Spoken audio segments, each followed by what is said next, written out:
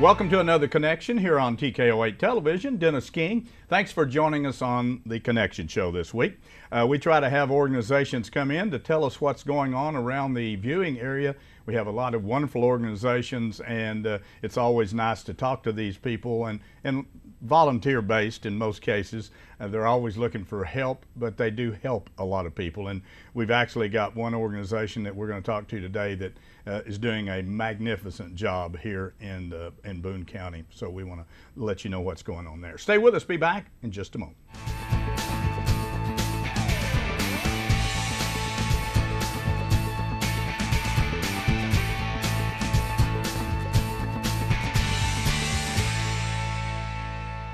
Many things have changed over the years, and so has auto body repair.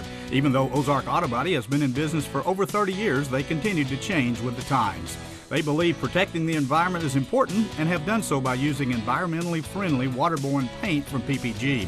This aligns with the technology used by original manufacturers and gives you a lifetime limited warranty.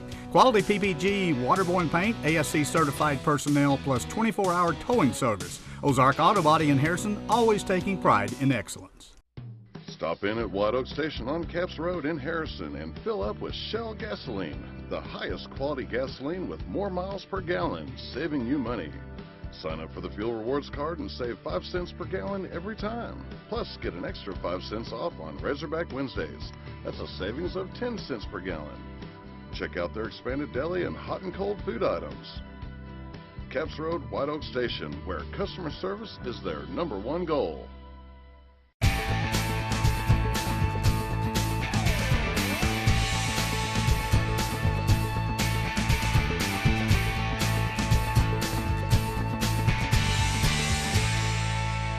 Back on Connection here on TKO8 Television. Our first guest in the studio today comes to us from Telestai House, and it is Tracy Lindsay. Tracy, actually, you came in, it's been about a year or so ago. It's been a while. And you were getting rolling there, and I see you at the court, that we do a court show on Fridays, and you come in quite often, and it's quite an amazing story. So I want to just kind of get into it. Tell me what Telestai, what does that mean? So tetelestai is a Greek word, and it means it is finished, and those are the last words that Jesus spoke on the cross. You can find them in John chapter 19, verse 30. Wow. It started, give us a little background, when and how and so forth. Well, in 2010, I was released from prison. I had been in the system for about 16 years. I was a drug addict, and just in and out of jail, in and out of prison. And finally in 2010, while I was in the women's facility in Newport, Arkansas, I went into a program called the PAL program, and that's Principles and Applications for Life. And they set me in a classroom atmosphere daily, and I was hand-fed the Word of God. And I found out who Jesus is, what He did for me, and who I can become in Him. And ultimately, those 3 things changed my life. I surrendered my life to His will, and I told Him inside prison if there was any good left in me, it now belonged to Him. And if there was any way He could use 16 years of addiction to glorify Him, that too belonged to Him. And I was released from prison later that year, and I joined the fellowship at Lakeland Baptist Church in Omaha. Okay. And met with the pastor, and he had been a missionary, and the Lord had burdened my heart for missions. But when He did, I thought of China, I thought of Africa, right. I thought of Haiti. I never thought of Harrison. But I met with the pastor and just loved his heart and his wife's heart, and started attending church there. I went on my first mission trip in 2011. We went to a Indian reservation in Pawhuska, Oklahoma, and we were going to do Vacation Bible School. And the Lord just crossed my path with a gentleman who had just started doing jail ministry there. And our relationship began to grow, and one day he called me and he asked me to go into the county jail there in Pawhuska and share my message of hope with the ladies there. So I went in and started doing jail ministry in February of 2012, and started doing ministry in our own county jail later that year in November. And every time I go in, I see the same faces. Yeah. And I remember the revolving door that it was for me. Yeah. I would bond out, and they wouldn't even have time to wash my jumpsuit, and I would be back in. Yeah. So I knew the need, but I would meet with these ladies about an hour and a half every other week, and I may or may not see them again. And I shared my heart with my pastor, and just began to pray, how else could I make an impact? How else could I touch the lives of these women? And our church began to pray. And a couple one day stood up and said they had a house on their property that they were not using, and they wanted to donate that house to a ministry for women. So Tetelestai was born. We were incorporated in November of 2013. We took our first resident in April of 2014, and we just took in our 25th resident. Wow, wow, what a story. I see you come into court on Fridays, and we've covered the circuit court for 18 plus years now, and actually Tracy and I were talking before we started the show and how it has changed so much over the years. 18 years ago, if you saw 10 inmates, 9 would be male and maybe one female, sometimes none. But over that period of time and through the last several years, the numbers have changed a lot. It's still bad, but the percentages have changed. We see a lot of females coming through there, young females, middle-aged, older, with children and families affected by the situation with drugs. If there's 10 cases, 9 will be directly drug-related, and the 10th will be indirectly drug-related. And it's really, and I don't know as much about it as you do, obviously, but I've learned a lot talking to the court system, the judges, the prosecutors, etc. And it's a bad situation. I don't know. We haven't got a handle on it nationally, and certainly not locally, but it affects a lot of lives. And I admire what you're doing and what you're trying to do. So how do you qualify one of these? How do you decide who you take, since you can only take a few? So we minister strictly to women coming out of jail or prison. Okay. We're not a homeless shelter, and Right. we receive so many calls in a year, women just needing a place to stay, trying to come out of an abusive situation, or Yep. just homeless, or just drug addicted and needing rehab. And our ministry is geared straight toward jail and prison, because one night I went to the jail, and there were 8 women there that night. And I asked them, when they left there, where were they going? When I left prison, I had a parole plan. It was approved by a parole officer. Mm-hmm. He had toured my dad's house. When you get out of county jail, you meet a bondsman at the door with a little cash, and you can go anywhere you want. Right. 6 out of the 8 women were returning to the house they were arrested at. There's our problem. Yep. They had nowhere else to go. Why are you going back to where you were arrested at? Because that's where I live. Where else do I go? Arkansas's recidivism rate in 2013 was around 55%. 55% of the inmates that leave the ADC return within 3 years. Wow. But upon completion of a faith-based program, that number drops to 15%. Wow. So I can see that our prisons aren't full of people with a drug problem, it's people with a heart problem. So we are very prayerful about everyone that moves into our house. We receive about 100 applications a year. Wow. We currently house 5 women. So many are told no. So we prayerfully seek the Lord in all things, the operation of our house, but especially in the selection of residents. I work for 12 board of directors, and I present applications to them, and majority vote on who moves in. And our program is 1 year. The 25 women, all of them haven't stayed 1 year. We've had several that have and graduated and gone on in life. But those who don't stay, every day they still hear who Jesus is, what he did for them, and who they can become in him. And if they will ever wrap their mind around that, who they are in God's eyes, it's life-changing. I tell people all the time that prison didn't change my life. Jesus Christ did. Prison's just where it happened. Right. And we hope to reach some of these women before it gets to that point. Yeah. You know, you just mentioned a good point, and I see and hear this a lot in the court system, is, you know, they get out on their own probation. Maybe they don't have to go to prison yet, or they've already been, and maybe they do something and they'll give them another chance, so to speak. But affiliation with the wrong crowd, which is where they got into it to start with, is usually what they get back into again. Absolutely. Yeah. It is so important that they leave the old places and people behind. I came home, I paroled out to Omaha, which is where I was born and raised, but I changed my entire community. I no longer hung around the people I hung around with before, and when they call, I wouldn't answer the phone. Fear was a great motivator for me. I did not want to go back to prison again. I'd been there for twice already. So I had no desire to go back again, but I just changed the people that I was around and started fellowshipping with my church crowd and had a support group. I went to a meeting every Tuesday night for the first 3 years that I was released. Wow. Every Tuesday night. I went to a meeting, and I just created a new support group, and I created a life where it is so good that going back just doesn't even seem logical. Oh, that's fantastic.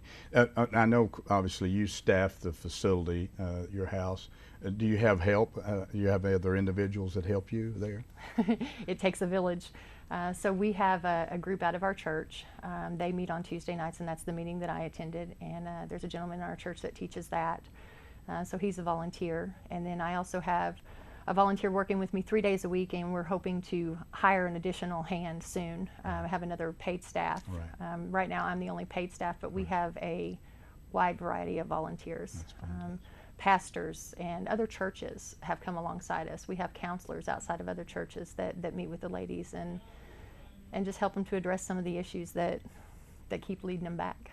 Hey, and speaking of that, and I know, it's nothing any better than to get churches involved in whether it's the homeless situation or child abuse or whatever. Even if there's government type organizations, they really need a base of people that's willing to volunteer for the right reasons and so forth. Have you had an opportunity to get other churches where they will financially help you some since you've kind of got this started? Yes, that is our main means of support. We take no government money. Right. We did look into that, and seeing that we are faith-based and that is a priority, not just an opportunity.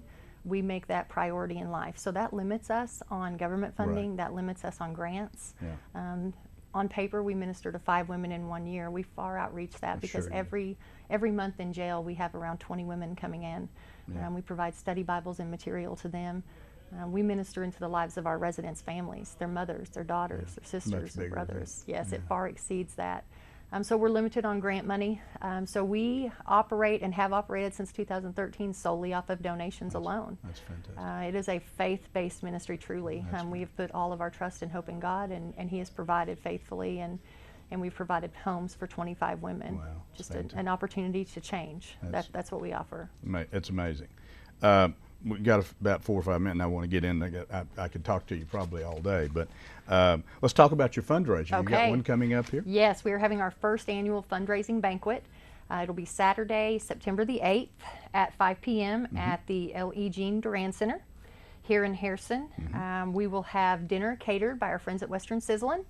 It's $20 for a ticket, and there will be an auction that night. We'll have a live auction. We will also have testimonies of some of the ladies and their mothers, some of the lives that have been impacted by Tetelestai House. Some of our auction items are, we have a one-night stay in a cabin at Ledge Creek. We have a one-day canoe trip. We have from Wild Bill's. We have 2 one-day passes to Silver Dollar City. We have Yakov tickets. We have Acrobats of China tickets. We have an oil change from 4-Star Car Care. We have a gift basket from the Nightingale's gift shop in the hospital. Also, the Hotel Seville has given us a one-night stay in the presidential suite. So many items. We have homemade fudge, homemade pies, things like that. So there'll be something for everyone. And we have already paid for the fundraiser, so every dime made now forward goes directly into our building fund, because this last year we were donated a piece of land where we could build a new facility, enabling us to help more women. Okay. So we have designed a plan. We are meeting with an architect next week, and we've cleared the land, and we are hoping to build, we were looking to build a 2,000 square foot, but I think we're going to go for 4,000 and do a basement under, Right. and just double our square footage on the same footprint. And just enables us to reach more women, hopefully one day to even use it as an event space and maybe host a group of women and maybe do a one-day retreat or something at our house. But we are very limited on our growth right now. Right, We because can of the house, space. we house 5 women, and one of them bedrooms was turned, it was a storage room turned into a bedroom because we couldn't. Where you're already cleared, is it close to your original house? It is, it's about 1.5 miles up the road, Okay. still in Omaha, just outside the city limits. And it'll be a ministry-owned facility. Currently, we live in a house that is on loan to us, but this would be a ministry-owned facility, and it would enable us to maybe even look into the future of next step cottages, or even storage, on-site work opportunities. Just offer us a variety of things for future residents. Well, there's no question that she's got the clients. The client base there's no question. There's way more than what they can possibly do with a small facility like that, but they're touching the lives of a lot of people, and they're doing it in the right way. Excuse me. And anyone that they can save away from the court systems and the prison systems, the jail systems, is a big plus. And not even counting the spiritual side. Absolutely. Of it. And that's Absolutely. you've got a fantastic program, and hats go off to you for taking your background, your experience, and turning it into a positive, and affecting, before it's all said and done, hundreds and hundreds of people. Yes. And it's a wonderful deal. So we want to close. We want to say, don't forget about this. And also, if you hear this interview and you think it's a good deal, you have more questions, could somebody call you Yes. and ask you about? Yes, they can call me at 870-426-4988. Right. You can get tickets there, or you can visit our website and get tickets at www.tetelestaihouse.org. Okay. And I'll also send you a link that you can put on your site, and they can click right on our event Perfect. page and buy tickets there. But everything that we make now will go into a building fund and hopefully enable us to help many, many more women. Increase your space and help. Yes, So sir. don't forget about it. Saturday, September the 8th at the Duran Center. Start at 5, dinner, live auction goes to a wonderful cause. And if you'd like to make a donation to this cause, obviously they would certainly appreciate it. And it will go to hopefully salvaging the lives of some of these women who are addicted to some type of drugs and have moved way off the base of where they should be. It'll hopefully bring them back in under the supervision of the Telestai House. Thank you so much. Thank you. Tracy is really, we want you back. We I'll want be to talk back. to you. I'll be back. Stay with us. We have a gentleman coming in a minute. We're going to talk about a little bluegrass coming up to Newton County on Connection.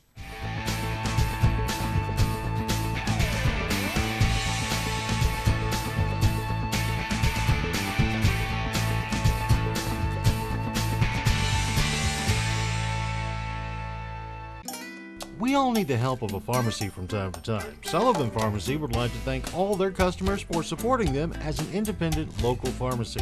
When you trade with an independent pharmacy, you deal with an owner that supports the local economy and charities. Visit Sullivan Pharmacy for any of your over-the-counter or prescription needs. It's important to keep helping those that help the community. Sullivan Pharmacy, 731 Main Street, Harrison, serving this area since 1965. Summer is here, and Harness Boots and Shoes has some of the hottest brands and styles available at great prices. You'll find a huge selection of sandals by Chaco for men, women, and children in various styles and colors. Birkenstock footwear sets the standard for comfort, quality, and functionality and continues to be one of their most popular brands. New for the season is their Tony Lama casual shoes for men and boys and the all-new Ariat Cruiser Classic slip-on for women. Their selection of Twisted X continues to grow with the latest and new styles. Get in the swing of summer at Harness Boots and Shoes on the Square in Harrison.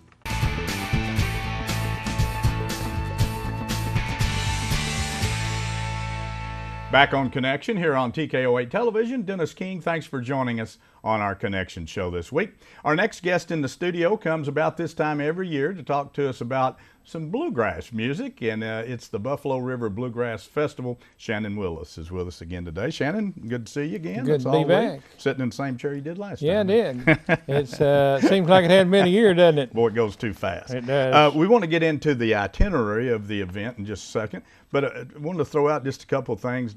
I got to thinking about bluegrass music, and I remember as a kid hearing bluegrass music, and of course everybody's heard of the Grand Ole Opry and kind of when it got started, but bluegrass kind of came from immigrants, I guess, from what I found out, overseas coming here in the early 1600s, particularly out of Scotland and England.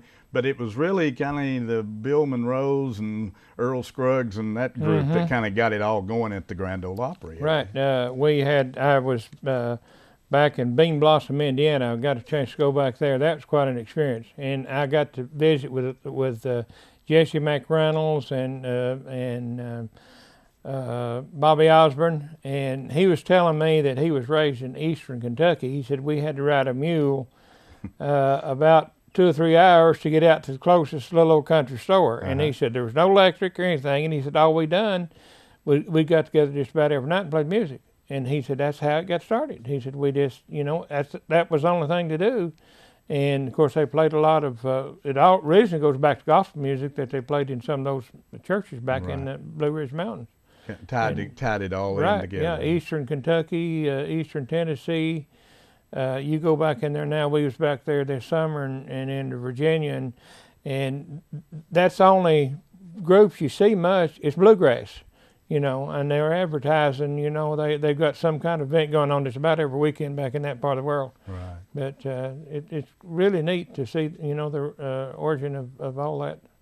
You know, it's been a long time since I've been in that direction, but you know, I grew up here in Harrison, Arkansas, and I've lived several places in the cities and so forth, came back here. But, you know, we think about Arkansas as being a state that's, you know, somewhat sparsely populated, don't have a major city in the state of Arkansas, Little Rock being the capital, but that's a, you know, more of a regional city population. It's not like Chicago, New York, LA, Atlanta, etc. But when you go over into Kentucky, Tennessee, West Virginia, you know, there's a lot of vacant, lot of land over there that's not populated. I mean, you talk about going into the, I don't mean this as a detriment, but going into the boonies. I mean, there's a lot of boonies over there. I mean, beautiful country, but very sparsely populated. You know, a lot of country. We went back, on my dad's side, we went back into Virginia, Grayson County, Virginia, and we was doing some ancestry stuff. And we just found all kinds of information that we went way back to, I think it was like in the late early 1700s, right. And something that was really interesting, has nothing to do with bluegrass, but we got doing some checking back there, and my 6th great-grandfather was dragging canoe war chief of the Cherokee Nation. Is that right? And we done some digging into that. I thought that's kind of neat, you know, to how it brought it on down from his daughter that married one of my grandfathers, and right on down. And then of course they moved from Virginia to western Kentucky, then from there on into Arkansas, and settled out on Cave Mountain. That's cool. It's amazing neat to kind of figure out what you. Yeah, okay, let's get into this event here. Talk a little bit about it. What you got, when it's going to be, etc. September 6th, 7th, and 8th this year. That's Thursday, Friday, and Saturday. We have a show. Thursday is all gospel, then Friday is a mixture, and then Saturday we have 2 shows, Saturday afternoon and then Saturday. And one thing we've got this year, we've got a guest band coming in on Saturday that's going to play from 12 to 1. And I had never seen them. I don't know what they're like. It's called Twang. It's an all-girl band, and they wanted to come audition, so they're going to be there at 12, so we'll have that extra thrown in. And our gospel groups, most of them are local.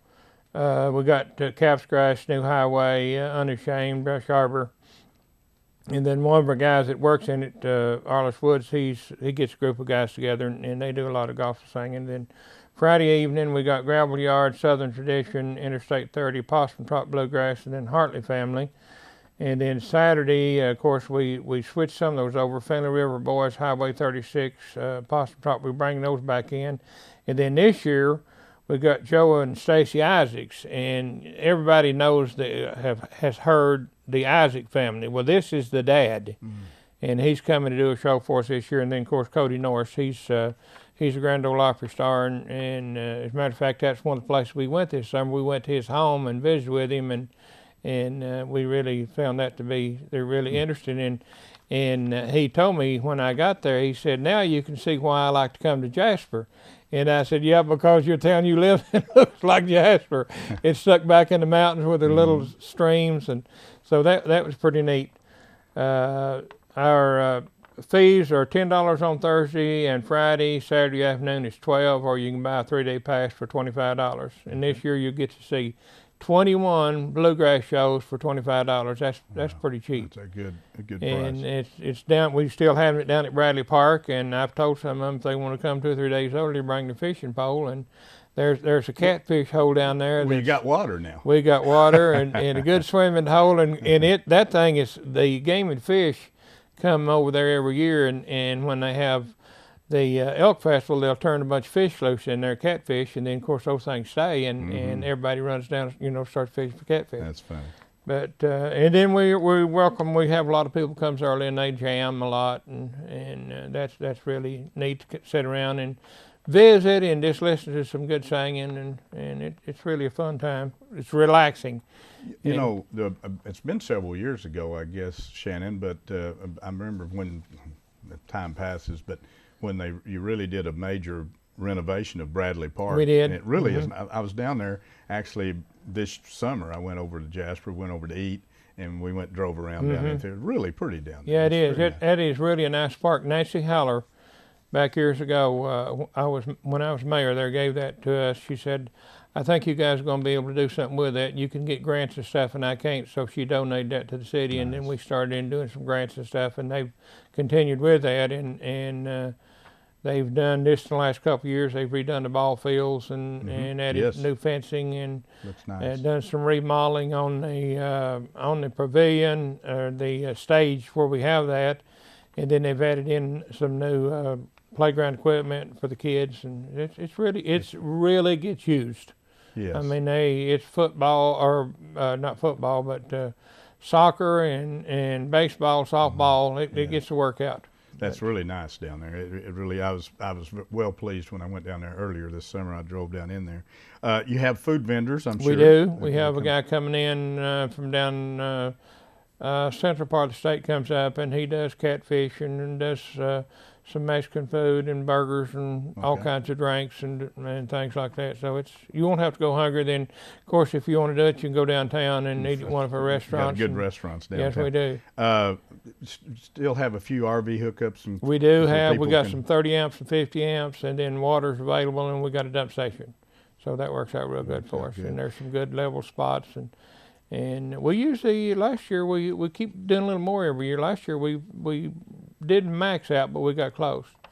And we have several campers. We're getting a good turnout because we put on a good show. We just we take what money we make from this year, as soon as we get our bills totaled and pay everything, and then whatever we got left over, we start booking for next year. And we always operate in the black. We don't, do some maybes and hope we have a better crowd. We just take what monies we have, and the more money we make, whether we pay more for our bands, and so it's pretty expensive, getting the bands in. I started to say you have to pay these groups to come in, don't you? We pay all of them, and so ones from out of town, I'm sure, are more expensive if they come in. Yeah, like some of these are from Tennessee, and when they got to come that distance, it's usually it's a little more expensive to do that. But we've really got a good lineup this year. Got some really super good bands on there.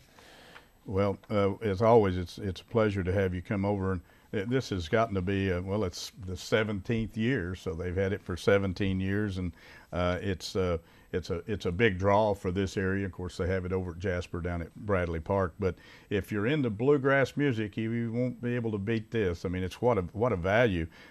Tickets Thursday $10, Friday $10, Saturday afternoon, evening $12. But the best deal, $25 all 3 days. And how many groups did you say on there? I think we got 21. So that's 21 21 different sessions that you'll do. 45 minutes at each one, so 21 times 45, and you're getting to listen to a lot of good music.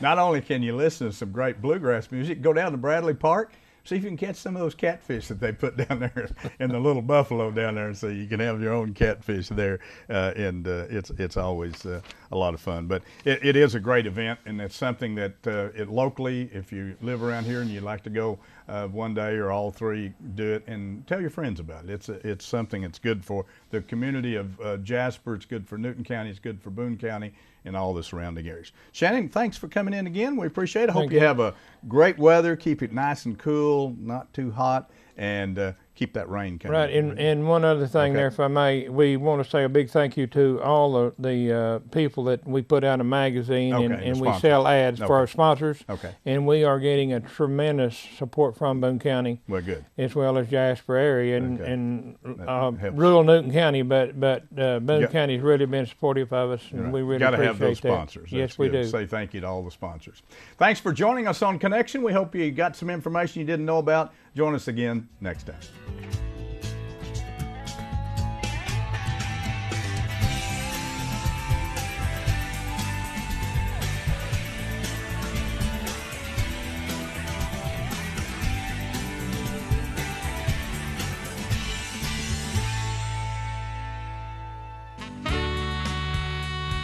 KTKO Channel 8 Harrison, local television worth watching.